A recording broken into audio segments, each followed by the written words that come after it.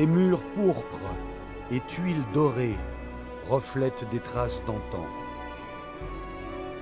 Nous sommes dans la cité de Beijing, il y a plus de 600 ans, dans le grondement des calèches et du brouhaha de la foule.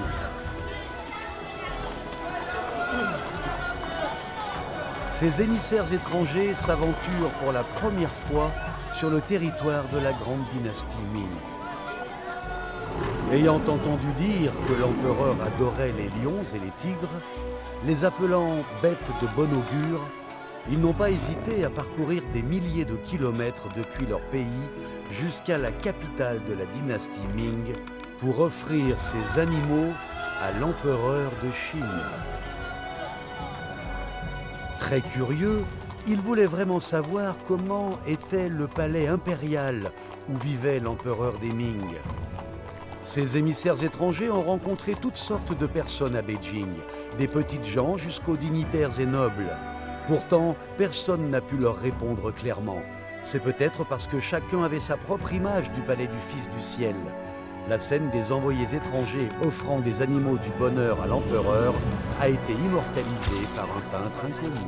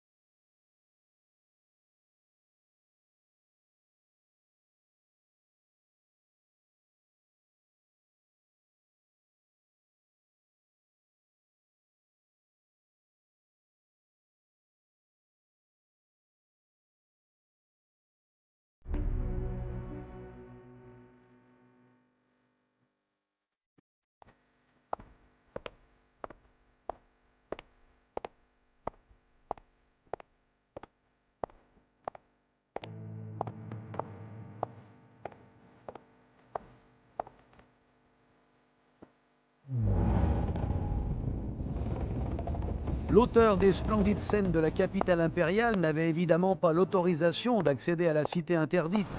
Son merveilleux coup de pinceau ne pouvait donc pas la peindre. Cependant, la vie prospère de Beijing, telle décrite dans la peinture, rendait les gens encore plus fascinés par la splendeur autour des murs d'enceinte de la cité. La zone la plus animée de la peinture se situe à environ 1 kilomètre de la cité interdite, entre Xianmen, la porte principale, et Tiananmen, la porte de la paix céleste d'aujourd'hui. Sur ce marché florissant, on trouve de nombreux produits du quotidien. En plus des objets en porcelaine et tissu provenant de la riche région fluviale au sud du fleuve Yangtze, il y a également des marchandises en cuir et des équipements d'harnachement venant de la prairie du Nord. Grâce à un commerce prospère, le divertissement s'est vite développé, avec un peu partout des chansons folkloriques, accompagnées par le pipa, instrument traditionnel. Ici s'entremêlent plusieurs styles, du raffiné au sud au grandiose du nord. Cette œuvre impressionnante nous montre que la ville de Beijing, 600 ans auparavant, était bien la capitale de la grande dynastie Ming. Son centre politique, économique et culturel. Cependant, si on regarde vers le nord, par la porte arrière de la cité interdite, représentée dans la peinture, on aperçoit à l'horizon un paysage bien différent de cette ville prospère. À la passe de Juyong, les généraux et soldats se tenaient sur la muraille. En dehors de cette frontière, on apercevait des troupes portant des habits et coiffures totalement différents de celles de la plaine centrale, dont un chef sur son cheval de combat, entouré de son armée, fixant la passe de Juyong devant lui. Dans cette œuvre, la distance entre la cité interdite et la passe de Juyong n'est que d'une cinquantaine de kilomètres. Pour les guerriers à cheval de la Seine, il est donc facile de parcourir cette distance. Malgré sa prospérité, la cité interdite est bel et bien menacée par des ennemis comme une épine dans son dos.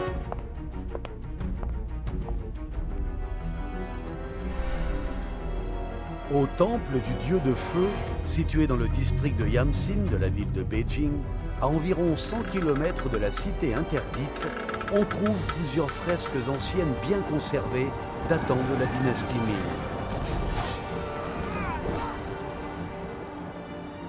Ici, ce fut autrefois le front du champ de bataille de l'armée des Ming contre les nomades du Nord. Dans ces fresques, les dieux célestes applaudissaient l'armée des Ming, alors que celle-ci combattait au sol l'armée mongole. Vaincus par l'armée des Ming, les guerriers mongols à cheval sont les anciens souverains de la dynastie Yuan. À ce moment-là, Zhou Yuanzhang, l'empereur fondateur de la dynastie Ming, planifiait de transférer la capitale. Nanjing a été la première capitale de la dynastie Ming, et aussi le lieu où Zhou Yuanzhang est devenu empereur. Cependant, cette ville était très éloignée de la frontière du Nord. Quand l'armée mongole a envahi le pays à grande échelle, les troupes d'élite des Ming ont été contraintes de parcourir de très longues distances et de franchir de nombreux obstacles naturels pour atteindre le champ de bataille frontalier au nord. À cette époque, Zhou Yuanzhang pensait à plusieurs villes importantes dans le nord. Bianliang, la capitale de la dynastie des Song du Nord, disposait d'une bonne situation géographique, mais aucune défense militaire. Luoyang et Chang'an, Xi'an, étaient deux anciennes capitales, mais en ruine. Finalement, la seule à avoir quasiment tous les avantages de ces villes était Cambaluc, la grande capitale des Yuan. L'ancienne capitale de la précédente dynastie n'était cependant pas le choix idéal pour Zhou Yuanzhang. Une autre petite ville, jusque-là inconnue, est alors apparue dans son esprit. La vision ambitieuse de l'empereur fondateur de la dynastie Ming pour cette petite ville a été bien cachée au cours de l'histoire. Ce n'est que 600 ans plus tard, en 1972, que l'historien Wang Jianhing est venu ici et y a trouvé des éléments architecturaux comparables à ceux de la cité interdite. Ainsi, le prestige et la vénération que cette petite ville avait autrefois ont été complètement révélés.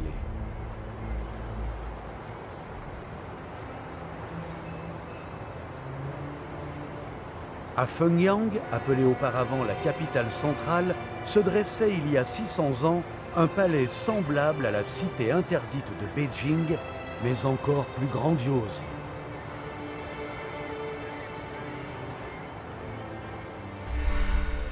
La cité interdite de Fengyang couvre une superficie de 820 000 mètres carrés, soit 100 000 mètres carrés de plus que la cité interdite de Beijing. Aujourd'hui, des travaux archéologiques sur la cité interdite de Fengyang sont toujours en cours.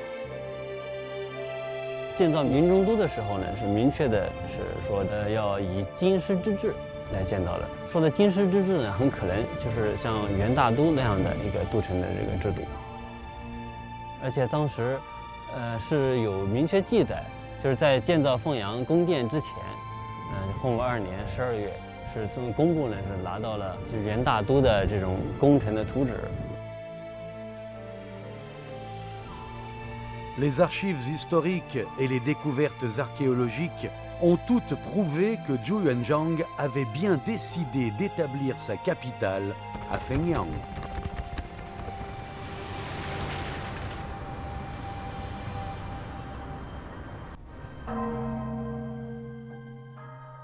Né à Fengyang, Zhou Yuanzhang y est devenu un moine bouddhiste.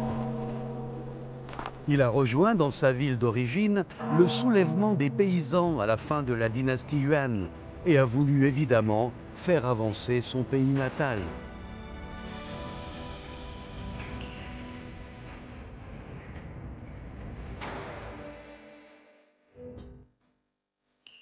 À partir des éléments architecturaux, nous devinons les bonnes intentions de Zhu Wenjiang pour construire la capitale à Fenyang. Cette sculpture sur pierre se caractérise par des décors creux. Aujourd'hui, ce type d'artisanat est rarement utilisé dans la cité interdite de Beijing.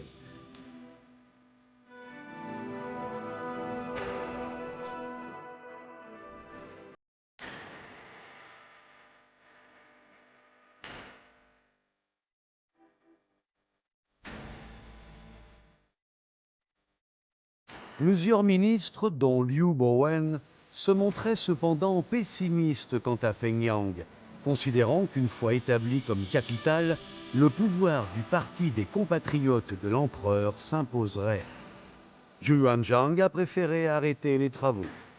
Arguant que la construction simultanée de Nanjing et de la capitale centrale représentait une lourde main-d'œuvre et coûteuse, il s'est donc installé temporairement à Nanjing. La décision de Zhu Wenjiang d'établir la capitale à Nanjing était un geste désespéré.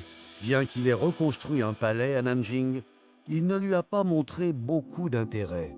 Au cours de la reconstruction de Nanjing, Zhu Wenjiang a promulgué un rescrit impérial. Aujourd'hui, le plus important pour moi, c'est la sûreté et la fiabilité. Il faut absolument éviter tout décor fastueux, les sculptures trop compliquées et les artifices fantaisistes. Je ne dépenserai jamais d'argent pour uniquement construire des pavillons, belvédères, jardins et loisirs touristiques. Sous prétexte de dépenses excessives, Zhu Wenjiang voulait non seulement simplifier la reconstruction du palais impérial de Nanjing, mais aussi réduire en conséquence l'envergure du projet. Même après la reconstruction du palais, il a encore prétendu que le feng shui, vent et eau du lieu, n'était pas bon. Cela montre bien qu'il n'a jamais renoncé à relocaliser la capitale. La relocalisation de la capitale peut, c'est vrai, résoudre les préoccupations du pays. Dans l'histoire, de nombreux monarques ont réalisé de grandes dynasties en transférant leur capitale. La dynastie Shang, avec sa glorieuse civilisation du bronze, a déplacé 5 fois sa capitale au cours des 300 premières années, en raison entre autres d'inondations, jusqu'à ce que le monarque nommé Pangang transfère la capitale vers la région prospère des Yin, changeant radicalement la situation en décadence du pays pour le faire prospérer à nouveau. À la fin de l'Empire romain, l'empereur Constantin a déplacé la capitale de la ville de Rome à Byzance, le bastion du continent eurasien. L'Empire byzantin a ainsi émergé sur le continent eurasien pendant plus de 1000 ans. Pendant la dynastie Wei du Nord, l'empereur Xiao Wen a transféré la capitale de Pinchang, roi des glaciales, vers Luoyang, d'un climat tempéré, quittant une zone nomade pour une autre zone agricole. Ainsi, la dynastie des Wei du Nord a connu sa période la plus glorieuse et prospère. Zhu Wenjiang espérait lui aussi concrétiser son vœu de prospérité en changeant la capitale. Néanmoins, cette forte ambition a été impitoyablement bloquée par son destin. À l'est du mausolée de Zhu Wenjiang, on découvre une discrète plateforme où Zhu Biao, le fils aîné de Zhu Wenjiang, est enterré. En 1392, Zhu Biao, prince héritier, est mort à la suite d'une maladie à l'âge de 37 ans. Un an avant son décès, Zhu Biao fut chargé par son père d'inspecter la ville de Luoyang et la région de Guangzhou, afin de voir si ces lieux convenaient bien à la capitale. Sans doute à cause de cette difficile mission, Zhu Biao tomba malade après son retour à Nanjing et mourut peu après. Devant la perte de son fils, Zhu Wenjiang a connu une énorme douleur. L'homme aux cheveux blancs a enterré son fils aux cheveux noirs. Aucun mot ne pouvait exprimer sa souffrance. Dans son oraison funèbre devant le dieu du foyer, il a ainsi expliqué « Au départ, je voulais transférer la capitale, mais aujourd'hui, je suis trop vieux et fatigué. La paix venant de s'installer, je ne veux donc plus faire travailler le peuple. Succès ou échec, tout est déterminé par le destin. Je n'ai plus qu'à obéir au ciel. » Cette année-là, Zhu Wenjiang avait 65 ans. Après avoir vécu plusieurs traumatismes psychologiques, il s'est découragé. Et depuis, il n'a plus parlé de relocalisation de la capitale. Après avoir perdu son prince héritier, Zhu Yuanzhang devait examiner en urgence une autre question. Qui mettre au pouvoir pour gouverner la grande dynastie Ming?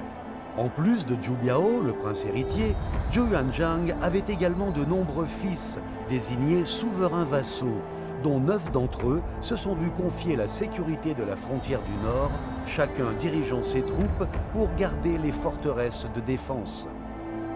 Ces 9 princes ne peuvent pas intervenir dans les affaires civiles locales, mais ils ont le pouvoir militaire suprême.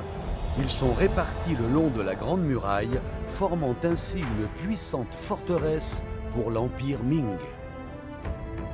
Parmi les 9 princes en garnison frontalière, le plus talentueux était le 4e fils, Zhu Di, le souverain des Yan, qui surveillait la région de Beiping. Selon les archives historiques, Zhu Di était majestueux en apparence, élégant avec sa moustache, très courageux, sage en stratégie et pouvant être sincère avec les gens. Prince très ambitieux, d'une stature imposante, Zhu Di ne voulait pas être un simple souverain vassal insouciant, mais visait la position de prince héritier. En 1390, au cœur de l'hiver, Zhu Di, 30 ans, reçut l'ordre de son père de partir en expédition militaire dans le nord du désert de Gobi. Pour la première fois, il affrontait directement ses redoutables ennemis dans les prairies du Nord.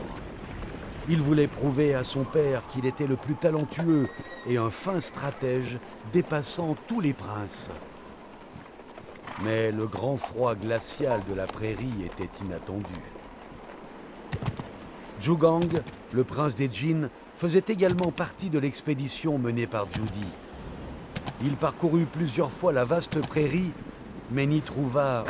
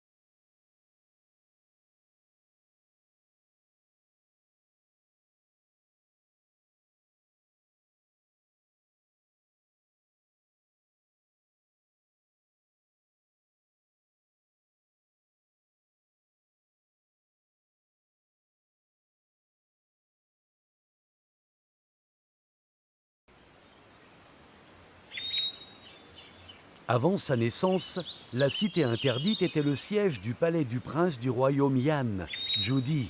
Après que l'armée des Ming ait conquis Kambuluk, la grande capitale des Yuan, le palais du prince du royaume Yan fut construit sur l'axe central du palais impérial des Yuan. Aujourd'hui, l'emplacement exact du palais du prince est toujours contesté. On considère qu'il se trouve dans les limites de la cité interdite. C'est ici, dans le palais du prince, que Zhu Di, avec sa forte armée de guerriers, ses nombreux et puissants généraux et ses sages conseillers, était bien déterminé à s'emparer du trône. Zhu Yuanzhang a créé personnellement la structure de défense nationale pour la grande dynastie Ming. Il a également formé la puissante faction locale de Zhu Di, qui est depuis devenue un véritable problème pour la cour impériale de Nanjing. Zhou Yunwen, le petit-fils de l'empereur fondateur des Ming, est monté sur le trône. Ce jeune empereur, Jianwen, avait le cœur tendre, mais cela ne l'a pas empêché de réduire définitivement le pouvoir des princes. En un mois, il a successivement écarté 3 souverains vassaux, faisant d'eux de simples roturiers. le prince des Xiang prit peur et s'immola par le feu, tandis que le prince des Tsi fut assigné à résidence à Nanjing, ainsi que le prince des Dai dans son fief d'Atong. Judy avait eu l'écho de l'infortune de ses frères, se savait menacé et ne pouvait échapper à ce désastre. Aussi, dans le palais du prince des Yan, il a fait semblant de devenir fou, de sorte que l'empereur Jianwen baisse sa garde et lui permette de rassembler ses meilleurs soldats et généraux pour planifier une contre-attaque. En 1399, la première année du règne de Jianwen, Judy leva des troupes dans le palais du prince des Yan, prétextant délivrer le souverain de ses côtés. Après 4 ans de combat appelés tir à la corde, il se rendit finalement à Nanjing. En totale panique, le jeune empereur Jianwen mit le feu au palais impérial de Nanjing. De cette tragédie, personne ne réchappa et aucun corps ne fut retrouvé. Déclenchée par Judy, arguant stopper le désastre du pays, cette guerre a été historiquement appelée la bataille contre le désastre du pays. De nombreux courtisans de l'empereur Jianwen ont été brutalement assassinés car ils refusaient de se rendre. D'innombrables sujets étaient prêts à mourir pour l'empereur Jianwen, dont la vie et la mort restent inconnues à ce jour. Nanjing n'était évidemment pas un endroit rêvé pour Judy. L'histoire de la dynastie Ming devait être réécrite par de nouveaux vainqueurs, et le choix de la capitale ne faisait pas exception. Bien que Judy n'ait pas aimé Nanjing après ce terrible massacre, il avait une vision allant bien au-delà des rancunes personnelles. S'étant déjà battu contre les Mongols de la dynastie Yuan, il connaissait bien le potentiel guerrier de ses féroces rivaux. Face à cette menace majeure, Judy estimait que l'aménagement des frontières par son père, soi-disant pour faire garder la frontière par les princes, était loin d'être suffisant. Il avait donc un plan plus audacieux, faire garder la frontière par le Fils du Ciel. Comme cette initiative l'indique, faire garder la frontière par le Fils du Ciel consiste à construire la capitale sur la frontière. Personne n'aurait imaginé dans l'histoire chinoise voir l'empereur au pouvoir suprême être placé sur une frontière dangereuse. Mais Judy, lui, voulait créer un exemple sans précédent. La capitale préférée de Judy était l'endroit où se trouvait son fief en tant que prince du royaume des Yan, l'ancienne grande capitale de la dynastie Yuan. Située à la jonction des cultures herbagères et agricoles, Beijing était autrefois une importante position militaire pour le régime de la plaine centrale et la résistance aux nomades du Nord. Au cours de la période des 5 dynasties et des 10 royaumes, Shi Jintang, l'empereur fondateur de la dynastie des Jin postérieure, a cédé Beijing aux Khitan, ainsi que les 16 préfectures de Yaoyuan qui l'entourent. Depuis lors, la ville de Beijing est passée aux mains des nomades du Nord, devenant la capitale auxiliaire de la dynastie Liao, puis successivement la capitale des dynasties Jin et Yuan. De nos jours, il y a peu d'endroits à Beijing où l'on peut voir les ruines de la grande dynastie Yuan. Il reste encore des traces de l'époque, visibles dans la cité interdite. Aujourd'hui, dans la cité interdite près de Wulongjian, pavillon des prouesses militaires, il y a toujours un pont en pierre en marbre blanc, appelé pont d'arc-en-ciel brisé. Selon les spéculations des experts sur le style de sculpture, le pont d'arc-en-ciel brisé a dû être préservé à l'époque du palais impérial des Yuan. Marco Polo, le célèbre voyageur italien, a décrit le magnifique paysage de la grande capitale des Yuan. C'est dans ces faubourgs que sont logés les marchands et les nombreux étrangers, venus de partout pour apporter des présents aux seigneurs et pour vendre des produits à la cour. La vie florissante de la grande capitale des Yuan est donc évidente.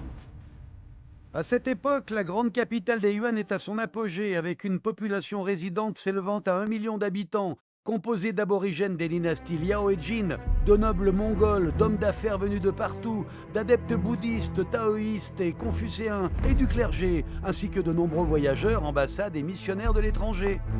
On peut imaginer que la cité de Beijing, telle héritée par la dynastie Ming, ait déjà naturellement l'allure d'une capitale. Après la conquête de cette grande capitale des Yuan par l'armée des Ming, Zhou Yuanzhang l'a rebaptisée préfecture de Beiping, signifiant la paix du Nord. Jody a rejoint Beiping à l'âge de 20 ans et y vit depuis près de 20 ans.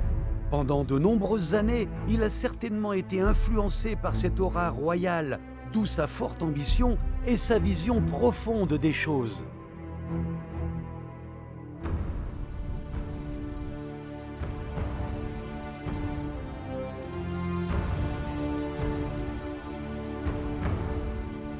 他长期在北京民事楼里头都会记载这个说，他的看法就是，如果这个都城不是在北京，将来南京不一定能保得住。我们今天所把它上升到当时对保卫北部边疆，对国家整个大局稳定这个中国的这个政局。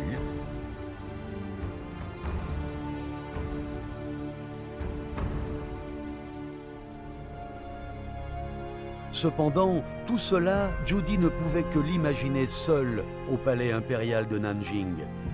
À la cour, il y avait encore de nombreux anciens courtisans du règne de Jianwen, habitués depuis longtemps à vivre dans un coin prospère de cette région, au sud du fleuve Yangtze.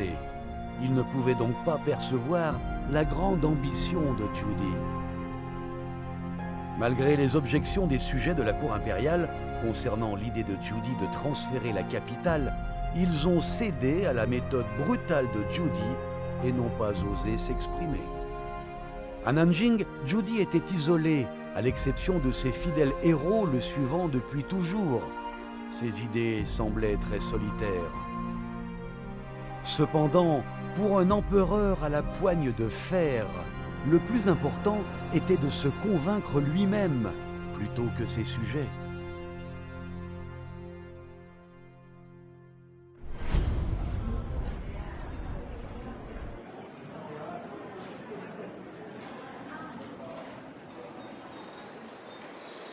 À 45 km de la cité interdite, au sud du sommet de la montagne Tianshou dans la banlieue du nord-ouest de Beijing, se trouve le site où sont enterrés Jody et l'impératrice Xu, sa bien-aimée.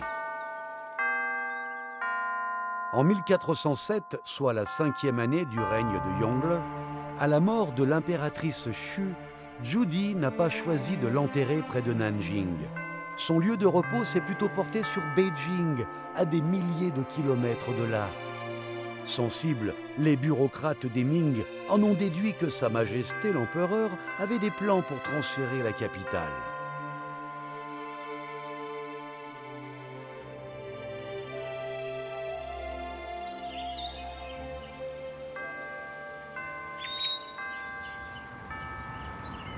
Jody voulait devenir le plus grand monarque et le plus puissant du monde.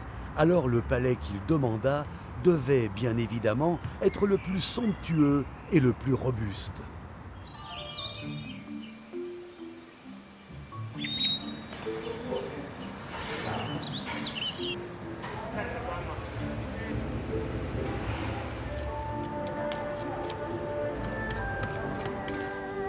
De nos jours, au musée du Palais impérial, c'est plutôt rare de voir des bâtiments en rez-de-chaussée datant du début de la dynastie Ming.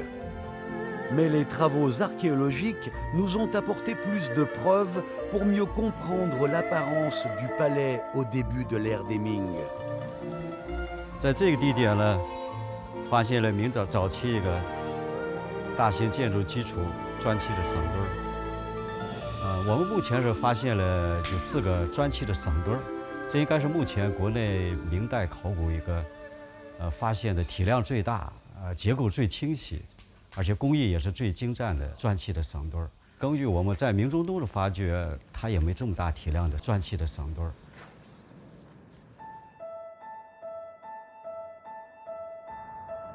Localisé dans le district de Mentogao, en banlieue de Beijing, le village de Liulitsu abritait autrefois le site de l'opération de la glaçure royale sous l'ère des dynasties Ming et Qing. Au musée royal des arts du verre du village, un grand ornement de fêtage en forme de dragon vient de la cité interdite.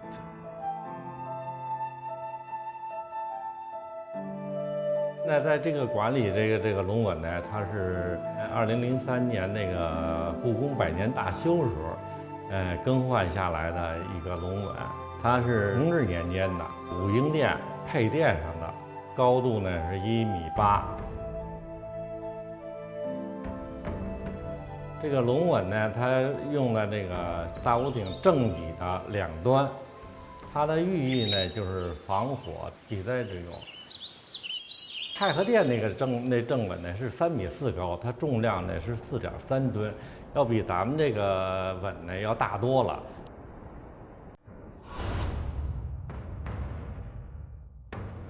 Situé au centre de la cité interdite, le pavillon de l'Harmonie suprême est le bâtiment le plus grand et le plus élevé de la cité interdite. C'est le lieu où les empereurs des dynasties Ming et Qing se retrouvaient pour les grandes célébrations. Le hall principal mesure 35,05 mètres de haut, équivalent à un immeuble de 12 étages et soutenu par 72 piliers. Des deux côtés du trône impérial du dragon, 6 piliers dorés et ornés de dragons dans les nuages sont recouverts de poudre d'or et de lac pour un diamètre d'1 mètre. Ces piliers sont en bois de pin et il faut 2 à 3 personnes pour les entourer de leurs bras. L'actuel pavillon de l'Harmonie suprême a été reconstruit sous le règne de l'empereur Kangxi des Qing, connu autrefois sous le nom de Fangtiantian, pavillon de révérence au ciel, il y a 600 ans. Selon les véritables documents de l'empereur Shenzong, archives impériales des Ming, ce pavillon mesurait 300 pieds de large et 150 pieds de profondeur. Sur cette base, le pavillon de révérence au ciel d'il y a 600 ans devait être au moins un tiers plus grand que le pavillon de l'Harmonie suprême actuelle, car il était soutenu par des troncs de bois de Nanmu, Febe, soit bien plus gros que ceux que l'on voit aujourd'hui. En 1406, soit la 4e année du règne de Yongle, la construction du palais impérial de Beijing commença. Zhu envoya des ministres dans différentes régions constituées de forêts vierges, notamment les provinces du Sichuan, Hunan, Guangdong, Jiangxi et du Zhejiang, pour se procurer du bois. Un an plus tard, une bonne nouvelle arriva du sud-ouest du Sichuan. Yibin, dans la province du Sichuan, est une ville avec une histoire de 2200 ans, se situant dans une zone d'intersection des rivières Jinsha et Min et du fleuve Yangtze. Il y a 600 ans, quand Song Li, alors ministre des Travaux publics et chargé de l'acquisition du bois, arriva à Yibin, il lia étroitement cette ville avec Beijing pour la naissance de la cité interdite. 1006年，永乐皇帝在这个地方来采访，到修故宫、修天安门的这个数字就是他的后代和他的后代。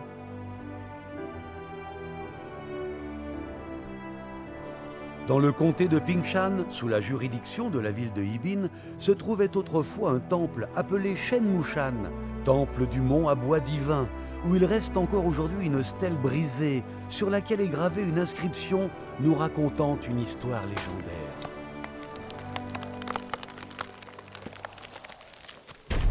Il y a 600 ans, Song Li, venant d'arriver dans les montagnes forestières du comté de Pingshan, Yibin, découvrit qu'ici le bois de Nanmu avait une forme épaisse, une texture dure et une haute résistance à la corrosion. De nombreux arbres peuvent atteindre 3 mètres de diamètre et il faut entre 7 et 8 personnes pour entourer les troncs. Alors que Song Li réfléchissait à la façon de sortir ces bois énormes de la montagne, une pluie torrentielle a apporté la solution au problème qui le tourmentait. Les inondations causées par de fortes pluies ont emporté les bois dans la rivière. Le ciel et la terre étant de concert, tout se passait en temps voulu. Le rêve de Judy prenait forme au bon moment, au bon endroit et avec les bonnes personnes. C'était évidemment un oracle du ciel et la réponse la plus puissante au ministre qui s'opposait au transfert de la capitale. Judy a alors immédiatement donné le nom du mont à bois divin à la montagne où se trouvait ce bois sacré, puis a fait construire un temple et ériger une stèle.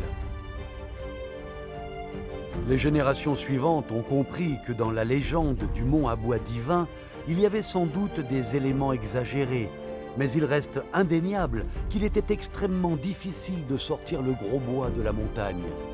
Bien évidemment, les inondations naturelles restent un cas exceptionnel, et il existait de nombreux dangers dans la forêt vierge de l'époque. Les bêtes féroces, telles que les chacals, tigres et léopards, leur miasme, le tonnerre et la foudre. À cette époque, un dicton populaire disait que si 1000 personnes entrent dans la montagne, seulement 500 d'entre elles pourront en sortir. Le nombre de victimes dans l'exploitation forestière et le transport du bois dépassait toute imagination. Pendant que le bois divin était transporté en continu vers Beijing, des centaines de milliers de personnes quittaient leur région natale pour s'installer avec leur famille à Beijing.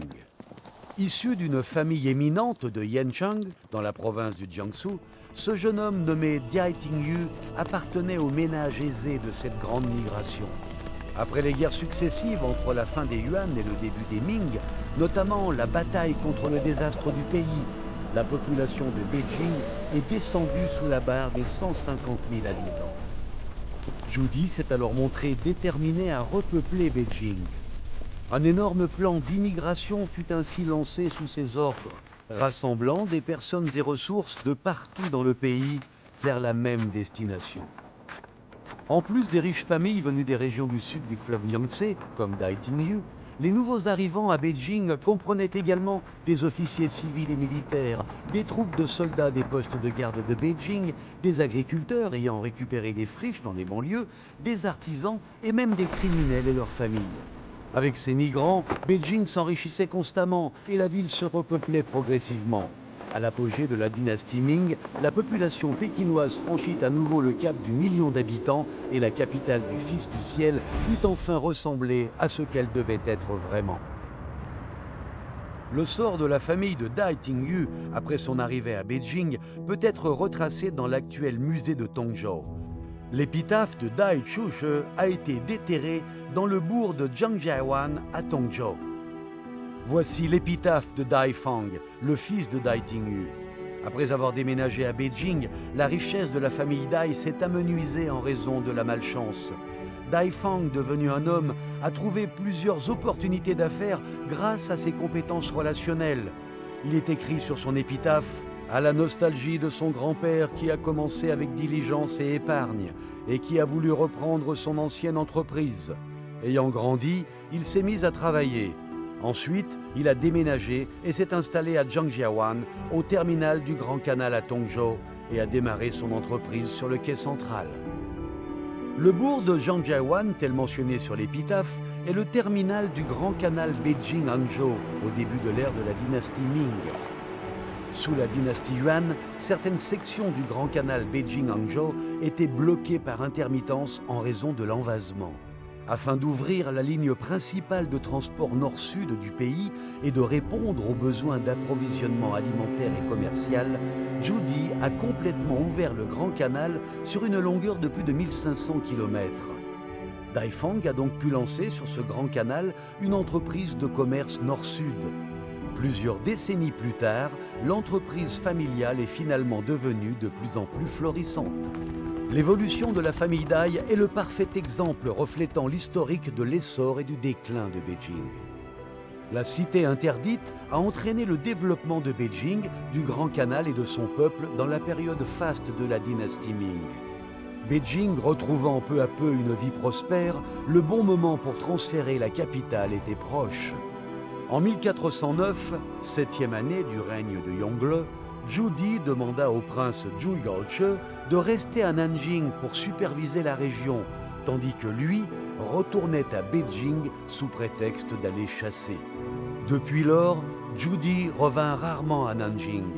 Inséparable de sa région natale, il lui a exprimé son amour dans une peinture traditionnelle sous forme de rouleau. En 1414, 12e année du règne de Yongle, les officiers de l'Académie impériale ont accompagné Zhu à la chasse à Beijing. Après avoir chanté plusieurs poèmes en chœur sur les 8 sites pittoresques et historiques de Beijing, ils ont élaboré les 8 peintures en rouleau, 8 paysages de Beijing. Dans ces peintures à l'encre, le charme naturel des paysages de Beijing sont mis en valeur, magnifiques et majestueux. Les courtisans ont également récité la riche histoire de Beijing et raconté les exploits brillants des grands empereurs, anciens et modernes, à travers les préfaces poétiques des 8 paysages de Beijing. ils ont comparé Zhu au roi des Zhou de l'Ouest. Après avoir transféré la capitale à Haojing, ce dernier a détruit les Shang des Han et a ainsi rétabli la dynastie des Zhou de l'Ouest, réalisant sa domination hégémonique centenaire. Selon certains analystes, l'apparition de la peinture 8 paysages de Beijing aurait bien transmis un signal politique, indiquant que le transfert de la capitale à Beijing, voulu par Zhu Di, était l'acte d'un monarque sage, suivant la volonté de la providence divine. Cette peinture déclarait au monde que Beijing était une ville unique pour son empereur. Dès lors, d'innombrables artisans et techniciens ingénieux se sont rués à Beijing, chacun voulant apporter sa contribution à l'avènement de la cité impériale. Lors de la construction et restauration de la cité interdite, un ensemble de techniques architecturales au strict rite traditionnel des palais a été instauré, connu aujourd'hui comme techniques officielles de l'architecture ancienne et communément appelées les 8 œuvres majeures dans le cercle professionnel.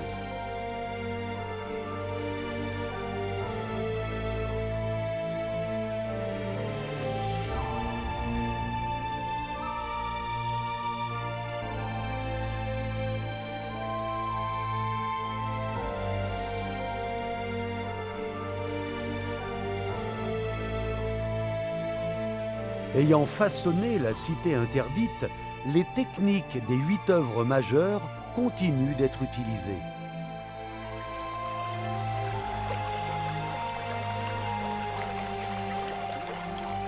Xiangshan est un bourg de Suzhou, dans la province du Jiangsu, à plus de 1000 km de la cité interdite.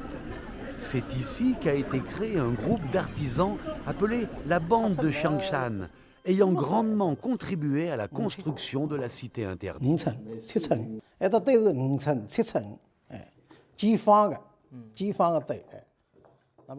Issu d'une famille honorable de la bande de Xiangshan, Lu Yaozhu, héritier de la 6e génération, a pris son neveu Xu Jifan comme apprenti.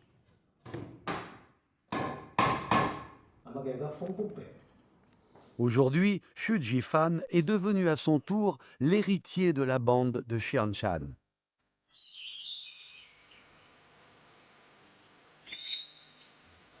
Ce Xiangshan帮呢，在历史上到明代早就名声很高了。海峡是造北京故宫那个天安门啊什么的，那个时候，因为他造得好嘛。人也聪明，所以这个王字呢不叫他名字的，叫他楷录版的。Kuai Xiang est l'artisan fondateur de la bande de Xiangshan. Il y a 600 ans, le jeune Kuai Xiang fut l'un des premiers artisans à participer dès le départ à la construction du palais impérial de Beijing.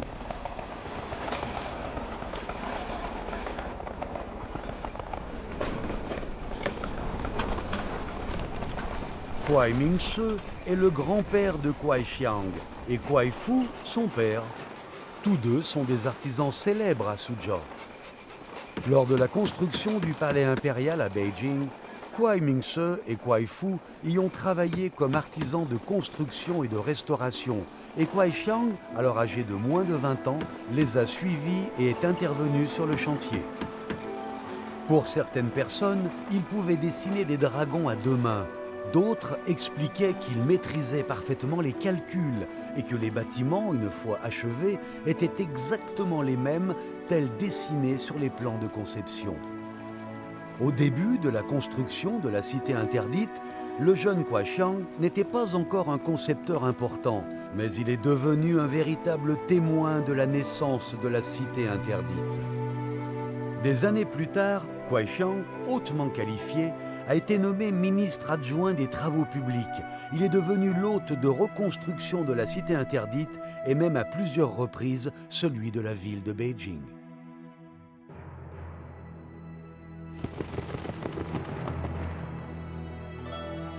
Grâce à la construction de la cité interdite, le savoir-faire de la banque de Xiangshan a été transmis dans tout le pays. Ainsi, par cette réussite remarquable, la banque de Xiangshan a inauguré son ère la plus glorieuse. Et réciproquement, la cité interdite a gagné une réputation mondiale extraordinaire en faisant appel à l'expertise de ses artisans.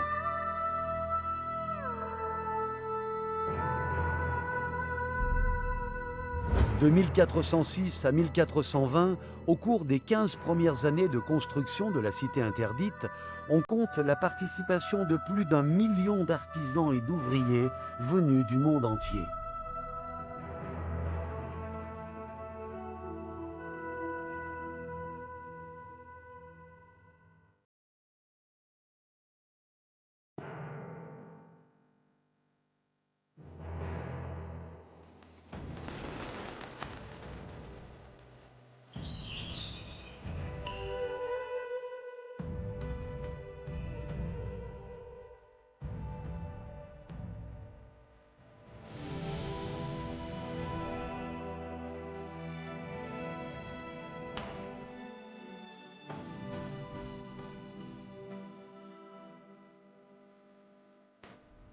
Au cours des 600 années suivantes, les palais de la cité interdite ont subi de nombreuses reconstructions et rénovations.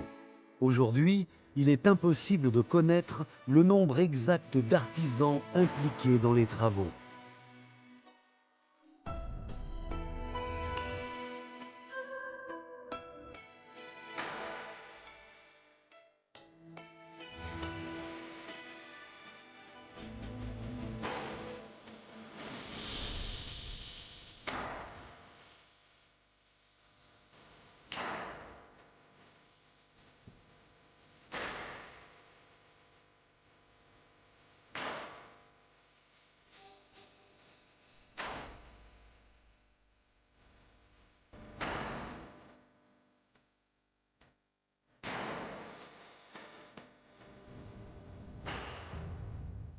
À l'époque de la domination impériale, la plupart des artisans qui ont participé à la construction du palais ne pouvaient pas être enregistrés dans les livres officiels, ce qui fait qu'aujourd'hui, on ne connaît ni leurs noms ni leurs histoires. Cependant, les empereurs féodaux n'auraient jamais pu imaginer que leurs initiatives ambitieuses pourraient immortaliser ces artisans au départ inconnus.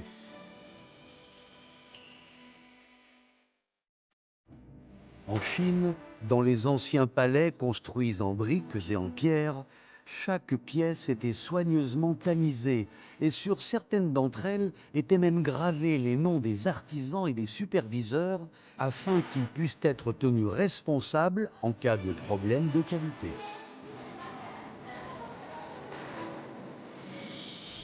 Ainsi, ces briques gravées de différents noms nous donnent l'impression de voir leur concepteur d'il y a 600 ans se dresser devant nous, en traversant les liens du temps et de l'espace.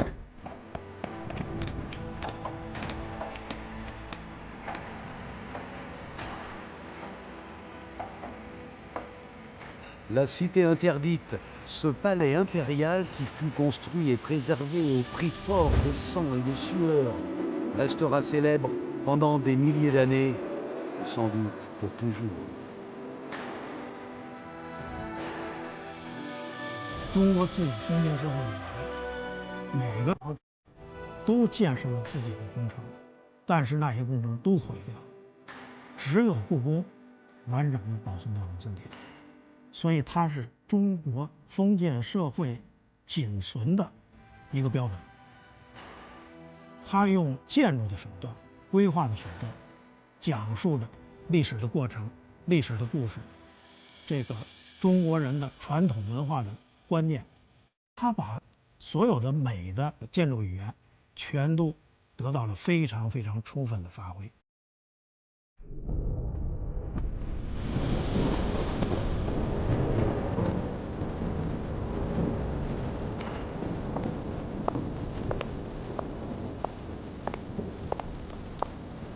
La décision de Zhu Di de faire de Beijing la capitale a profondément modifié le paysage politique dans l'histoire chinoise. Sans les échanges et le développement économique entre le Nord et le Sud, et sans une situation sociale stable, les bâtiments majestueux de la cité interdite ne seraient que des pavillons imaginaires, et la ville de Beijing ne serait jamais devenue ce qu'elle est aujourd'hui. Jusqu'à nos jours, son influence perdure. La cité interdite a non seulement donné vie à une cité monarque, mais elle a également donné naissance à une ère de souverains. La cité a donné naissance à une ère de souverains. Bien que le rêve de Zhu Di d'une dynastie prospère ne se soit pas réalisé à son époque, sa décision d'établir la capitale à Beijing a permis aux peuples nomades du Nord et du Nord-Est de s'intégrer progressivement dans la grande famille de la nation chinoise, jetant ainsi la base historique pour la formation de la Chine multiethnique d'aujourd'hui. Et de nos jours, lorsqu'on se trouve dans la cité interdite, on peut encore percevoir les origines de cette cité de souverains lorsqu'elle est née il y a 600 ans. La force de Beijing, une ville où le passé et le présent s'entremêlent.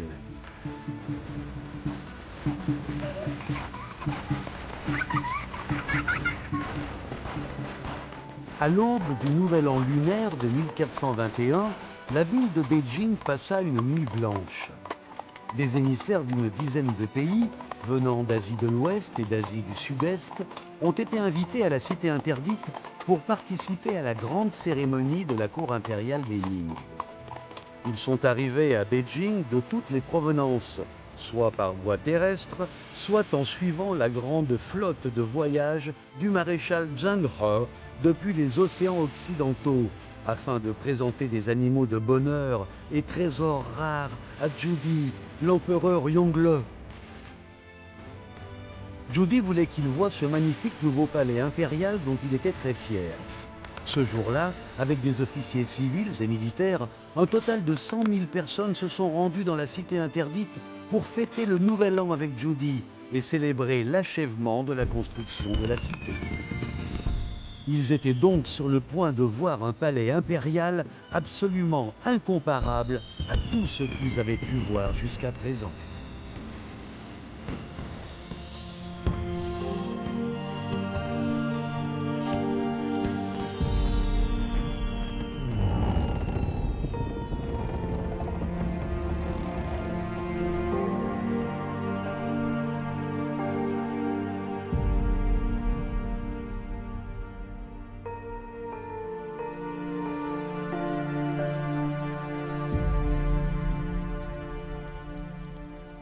奉天承运皇帝诏曰：开基创业，兴王之本为先，祭铁守成，今国之仪尤重。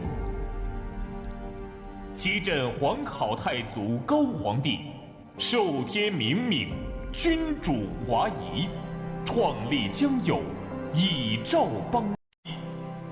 赐朕转承天统。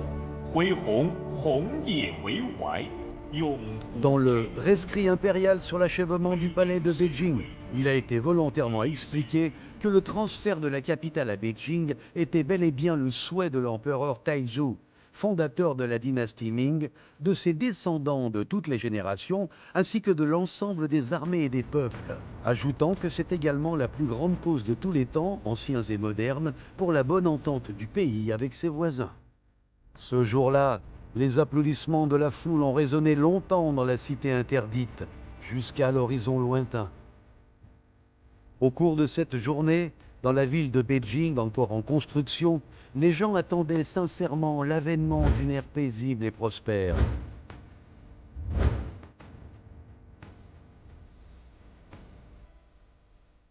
Cependant, une telle ville était loin d'être suffisante pour une nouvelle dynastie. À l'heure où la cité interdite retrouve son calme, la grande dynastie Ming était sur le point d'entrer dans une nouvelle ère historique.